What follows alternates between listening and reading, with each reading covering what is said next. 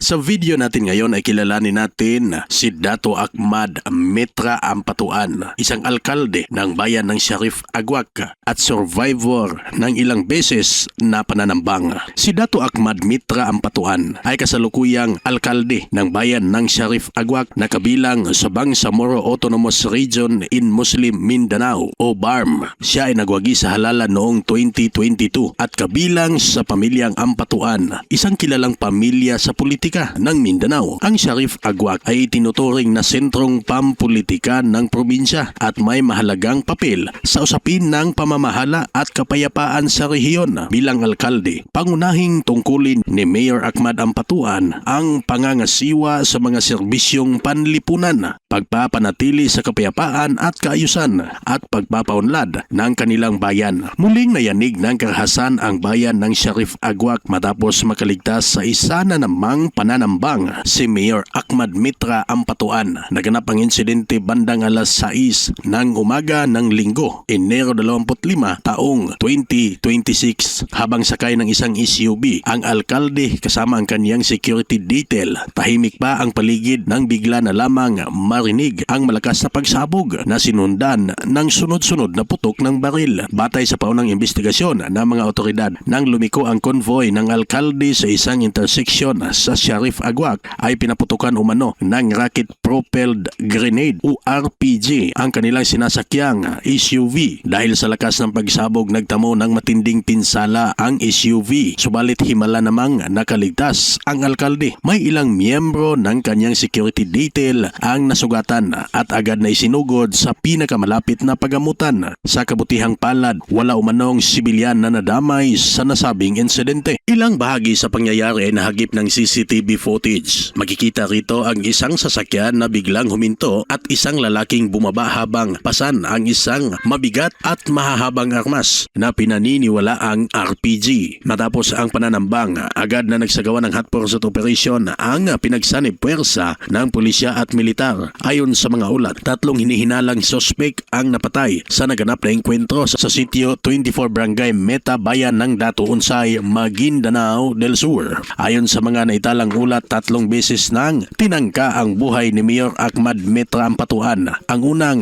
pananambang ay naganap noong 2014 habang siya ay Vice Mayor pa lamang, kung saan ilang miyembro ng kanyang security detail ang nasawi. Sinundan ito ng ikalawang pananambang noong 2019 kung saan siya ay nasugatan ngunit nakaligtas. Ang ikatlong pananambang ay pinakahuli nitong Enero 25 o January 25, 2026 na muli niyang nalampasan. Dahil dito, mas pinaigting ng Philippine National Police at Armed Forces of the Philippines ang seguridad sa Sharif Agwak at mga karatig bayan. Nagtayo ng checkpoint at patuloy ang pagbabantay upang maiwasan ang posibleng karagdagang karahasan. Sa kabila ng sunod-sunod na banta ng kanyang buhay, tiniyak ng kampo ni Mayor Ampatuan na ipagpapatuloy niya ang kanyang tungkulin bilang alkalde at hindi uurong sa gitna ng panganib. Si Mayor Ahmad Mitra Ampatuan ay nagmula sa pamilyang kilala sa pagiging relihiyoso at mapagkawang-gawa. Ayon sa mga nakakakilala sa kanya, hindi siya nagkukulang sa panalangin at kilala sa pagtulong sa kapwa. Patuloy na sinubaybayan ng mga otoridad ang kasong ito habang hinihintay ang karagdagang opisyal na pahayag sa mga susunod na mga araw. Kung napadaan lang sa iyo ang videong ito, huwag kalimutang mag-follow,